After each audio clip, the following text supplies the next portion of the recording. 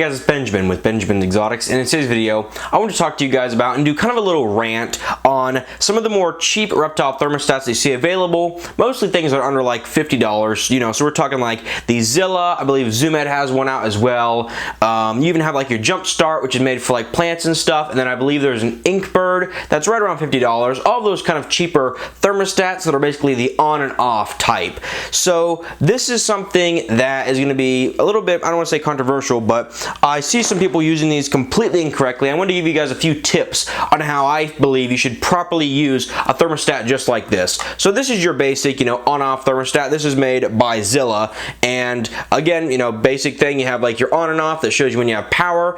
You have your little temperature gauge. Some of these are like digital, and you have, you know, just little plus and minus to have your gauge. That's like the Jump Start and stuff, and I believe the Inkbird is like that as well. And before I say anything, you know, bad about these I believe are great. You know, if you look back, you know, just 15 or 20 years ago, we didn't have any technology like this, okay? And any thermostats that you did have were really, really expensive that the average person couldn't even afford. So I'm very grateful that we actually have this kind of technology out right now. And if someone comes to me and they say, you know, I want to have, you know, 1 or 2 ball python enclosures of this size, and I'm going to use, you know, XYZ for heat, how do I control it and regulate it properly? I always point them to something kind of like this. And I mean, I've used this for, you know, DIY, basically like quarantine setups. I've used these for ball python cages. I've used these for all kinds of things, and for just a few cages these work perfectly. Or even like on the rack behind me, if you're just doing a few, you know, maybe 4, 5, I really wouldn't do 6, but just doing also a small rack, this could work fine.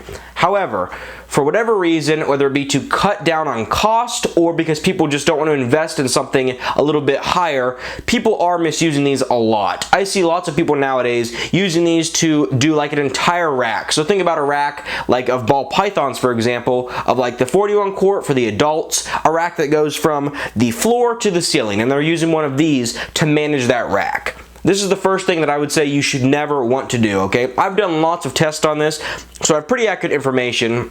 And I don't know if you can see it, but kind of like the rack beside me, if I was going to try to use this to regulate an entire rack of adult ball pythons, you're going to have all kinds of problems, okay? You're going to have some snakes being at the front of the cage because it's way too hot, and some snakes at the back, okay, because they don't have enough heat. Not only are these really, you know, really not built to have those, you know, huge amount of wattage on something like this, but also these aren't entirely that accurate. Like I said, I like these for 1 or 2 cages and they do the job, but really these, again, because they're on and off thermostats, these are going to go on, and let's say you have it set for 90. You might be hitting, you know, 92, 93, all the way down to 86, okay, as the lowest you would go. Hopefully it doesn't go any lower than that. And throughout a rack, you're just going to have too many inconsistencies, and especially if you're in a breeding situation, this is not going to do the job on a medium to large rack. Again, maybe if it's like a quarantine thing, you know, temporary, just for a few weeks or like a month or so, you could try to use this, but long term this is not going to do the job that you're going to want for your racks. Now, another thing that I really hate to see, and I'm seeing this more and more, using these for incubators.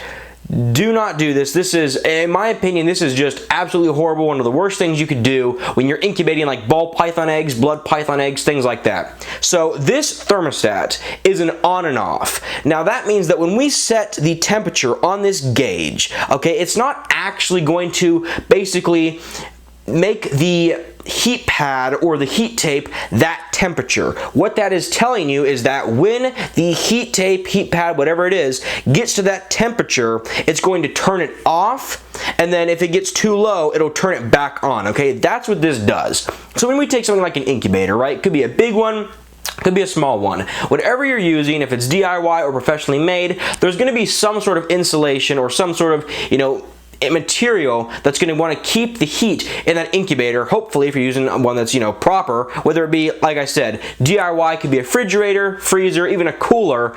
And the problem with this is that when you turn this on, it's going to bump your heat on whatever your heating element is all the way up to full throttle, okay? So when you turn that on, it's not really going to be consistent, okay? And also, like we said, this is an on and off, and because you're in an insulated environment and like an incubator, this is going to have huge huge temperature swings throughout the day, okay? Whereas if we look at something kind of like a Herpstat, like we've got right here, something like this, or even a Vivarium Electronics, Helix, stuff like that, these are going to have normally multiple settings. You have like dimming, pulse proportional, things like that. These thermostats are going to very slowly work their way up on the power, okay? And they're going to get your incubator to a very steady temperature. With something like this, you're going to have a bunch of temperature swings, and that's not what you want, especially for something like Python eggs, okay? So for incubators, always go with pulse proportional or dimming. These just don't work, and I can tell you why, because I've seen this quite commonly, and it's actually quite unfortunate that this happens, but when you use, let's actually grab this one more time,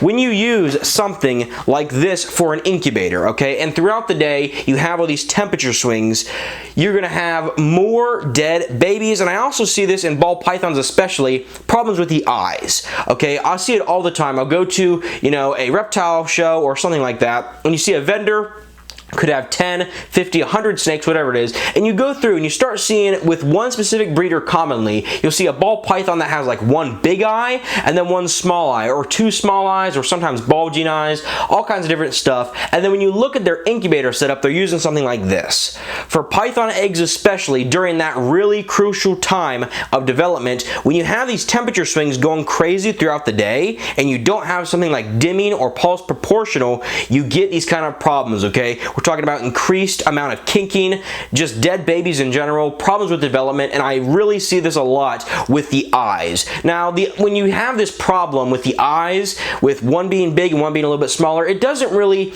you know, impact the snake normally that bad. I normally don't see, I actually have one or two in my collection that are like that, not that I've produced, but that I've bought and I didn't really realize it. You know, you always have to just live and learn. But basically, when you have this with a ball python or any snake for that matter, it normally doesn't affect how they feed and stuff like that, but especially for a new keeper. If you get a snake and you just bought it at a show and you didn't realize it and you want to breed that snake, you bring it home and you find out later that it has kind of one bigger eye and one smaller eye, people start freaking out. They're like, oh my gosh, is this a snake that's going to have problems breeding? Is this genetic? When I breed this, am I going to get a bunch of babies that have really wonky eyes?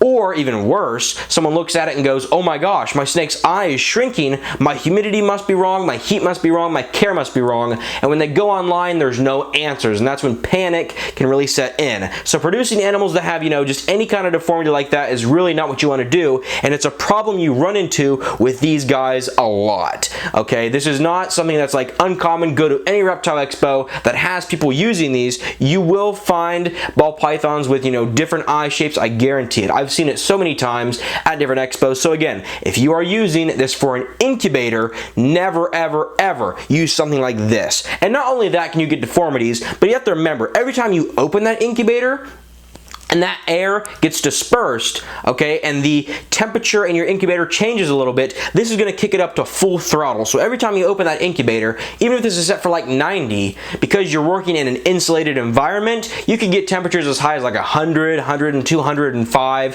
which can not only, again, lead to deformities, but can actually kill a good amount of your eggs. With something like the Herpstat again, with something like this, if you're using dimming or pulse proportional, this is going to let you set the power, okay? And if you set it, I think normally on my incubator, it's a small mini fridge, I run it at 25%. So when I open that door and the cold air gets in there, this doesn't freak out. It slowly works its way back up, and with 25% power, I never overshoot the temperature on that incubator. Unfortunately, with these guys, you don't get that luxury. So you open and you close that incubator, it's going to kick the heat up and it can kill a significant percentage of your eggs. So again, just a little kind of rant type video for you guys. I normally don't do videos too much like this, but hopefully you guys learn something and you take away something from this, not only with, you know, which ones to use, which thermostats to use in what scenarios, but also just a little bit of how the kind of mechanics of a thermostat works as well. If you guys did enjoy today's video, make sure to like, comment, and subscribe. And until next time, thanks for watching, and I'll see you guys in the next video.